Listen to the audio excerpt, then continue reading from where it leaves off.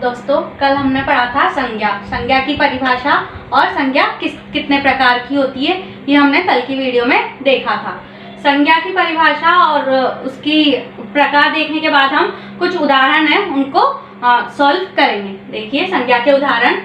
किसी प्राणी, वस्तु, स्थान, भाव के नाम को क्या कहा जाता है? क्वेश्चन है, किसी प्राणी, वस्तु, स्थान, भाव के नाम को क्या कहा जाता है?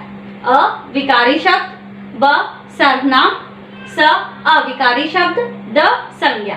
देखिए विकारी शब्द क्या होते हैं? जिनमें हम कोई भी बदलाव कर सकते हैं, मतलब जो लिंग, वचन इनके आधार पर बदल सकते हैं। जैसे लड़का को हम क्या कर सकते हैं? लड़के, ठीक है।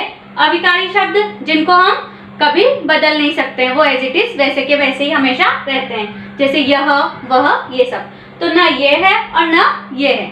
नेक्स्ट है हमारा सर्वनाम। सर्वनाम किसे कहते हैं? वो शब्द जो संज्ञा के स्थान पर प्रयुक्त किए जाते हैं उन्हें हम सर्वनाम कहते हैं। तो ये ऑप्शन भी हमारा गलत हो गया। नेक्स्ट है संज्ञा। जैसा कि हमने कल पढ़ा था, किसी प्राणी, वस्तु, स्थान या भाव के नाम को हम संज्ञा कहते हैं। तो इसका आंसर होगा द संज्ञा। नेक्स्ट, हिंदी में संज्ञा कितने प्रकार की होती है? कल हमने देखा था हिंदी में संज्ञा कितने प्रकार की होती है? 3 प्रकार की। कौन कौन सी होती है? व्यक्तिवाचक संज्ञा, जातिवाचक संज्ञा और भाववाचक संज्ञा। नेक्स्ट क्वेश्चन देखिए, किसी संज्ञा से किसी प्राणी, वस्तु अथवा स्थान की जाति या पूरे वर्ग का बोध होता है, वह संज्ञा कौन सी है? पूरे वर्ग का, ना कि सिर्फ एक का। तो हमने कल देखा था व्यक्तिवाचक संज्ञा। व्यक्तिवाचक संज्ञा में क्या होता है कि वो सिर्फ विशेष व्यक्ति को या विशेष स्थान को ही दर्शाता है। तो ये हमारा गलत हो गया।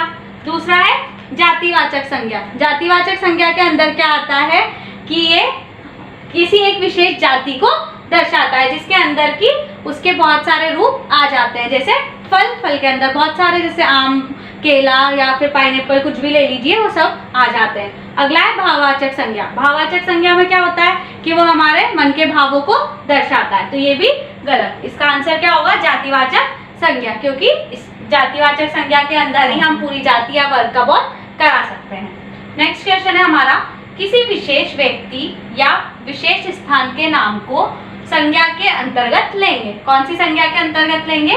विशेष आ गया यहाँ पर। तो विशेष किसके लिए आता है? हमेशा एक विशेष व्यक्ति के लिए, स्थान के लिए। तो इन सबको हम किसके अंदर रखते हैं? व्यक्तिवाचक संज्ञा के अंदर। तो इसका आंसर क्या हो जाएगा? व्यक्तिवाचक संज्ञा। उदाहरण देखिए, किसी भाव, अवस्था, गुण के नाम को क्या कहते हैं? भाव हमारे मन के भाव, अवस्था मतलब वो चीज कैसी है, कैसी नहीं है, गुण मतलब अच्छाई या बुराई। इन सबको हम क्या कहते हैं? जातिवाचक बिल्कुल नहीं। दूसरा व्यक्तिवाचक नहीं। भाववाचक, इसका आंसर है भाववाचक जो कि मन के भावों को, गुण को, दोष को, अच्छाई को या बुराई को बताता है। नेक्स्ट है, निम्न में से जातिवाचक संज्ञा कौन सी है? जातिवाचक संज्ञा किसे कहते हैं? जो कि एक पूरे वर्ग का या फिर एक पूरी जाति का बोध कराती है, उसे हम क्या कहते हैं? जातिवाचक संज्ञा। कमलेश क्या है? किसी व्यक्ति का नाम है।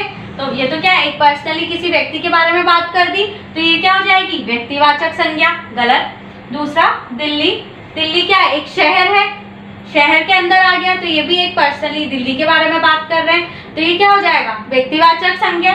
अगला है शहर देखिए, शहर बहुत सारे होते हैं, जैसे दिल्ली, बारा, कोटा, बहुत सारे शहर है। तो उन सबकी एक क्या हो गई? जाति कौन सी हो गई? शहर। तो शहर किसके अंदर आ जाएगा? जातिवाचक संज्ञा के अंदर आ जाएगा। अगला है बुढ़ापा एक अवस्था हो गई, तो वो आ जाएगा भाववाचक संज्ञा के अंदर, इसलिए इसका सही आंसर हो जाएगा शहर। अगला है, निम्न में से भाववाचक संज्ञा को छांटिए। भाववाचक संज्ञा जैसा कि ऊपर हमने पढ़ा अभी कि किसी के भी मन के भावों को, गुण को, अवस्था को हम भाववाचक संज्ञा कहते हैं। तो गाय क्या है? एक पशु है। पक्षी, ये भी एक व्यक्तिवाचक संज्ञा हो गया, जातिवाचक संज्ञा हो गया। नेक्स्ट है करुणा क्या है? हमारे मन का भाव है कि हम दुखी है, सुखी है, अच्छे है, बुरा है। उसी तरह से करुणा भी एक हमारे मन का भाव होता है, तो इसका आंसर हो जाएगा करुणा। देखिए नेक्स्ट क्वेश्चन, कौन सा शब्द जातिवाचक संज्ञा नहीं है? ध्यान रखें, क्वेश्चन है नहीं है। जवान, बालक, सुंदर, मानव। पूछा है कि कौन सा शब्द जातिवाचक संज्ञा नहीं है। जवान, जवान जो हमारे सैनिक है उनके लिए कहा गया है। बालक, बालक बहुत सारे होते हैं तो ये किसके अंदर आ जाएगा? जातिवाचक संज्ञा के अंतर्गत। सुंदर, सुंदर क्या है? किसी भी व्यक्ति या किसी भी पर्सन की क्या है? एक अच्छाई है, तो सुंदर क्या हो जाएगा? भाववाचक संज्ञा के अंदर आ जाएगा। मानव, मानव मनुष्य के लिए कहा गया है। तो जातिवाचक संज्ञा का उदाहरण कौन सा नहीं है? सुंदर। क्यों? क्योंकि सुंदर किसका उदाहरण आ गया है? भाववाचक संज्ञा का। नेक्स्ट क्वेश्चन देखिए, आज मौसम बहुत अच्छा है, वाक्य में कौन सी संज्ञा है? आज मौसम बहुत अच्छा है, मौसम की क्या हो रही है? अच्छाई हो रही है कि वो कैसा है आज? अच्छा है। तो किसी भी चीज की अच्छाई या बुराई किसके अंतर्गत बताते हैं? भाववाचक संज्ञा के अंतर्गत। तो अच्छाई आ गई तो इसका आंसर क्या आ जाएगा हमारे? भाववाचक संज्ञा। नेक्स्ट देखिए, राम घूमने जाता है, वाक्य में राम शब्द में कौन सी संज्ञा है? पूरे वाक्य का नहीं पूछा है, यहाँ पे सिर्फ किसका पूछा है? राम शब्द का। राम शब्द में कौन सी संज्ञा है? तो राम किसी एक व्यक्ति का नाम है, तो एक पर्सनली किसकी बात कर रहे हैं हम यहाँ पर? सिर्फ राम की। तो राम किसके अंतर्गत आ जाएगा? व्यक्तिवाचक संज्ञा के अंतर्गत। तो इसका आंसर हमारे हो जाएगा व्यक्तिवाचक संज्ञा। आज के लिए इतना ही।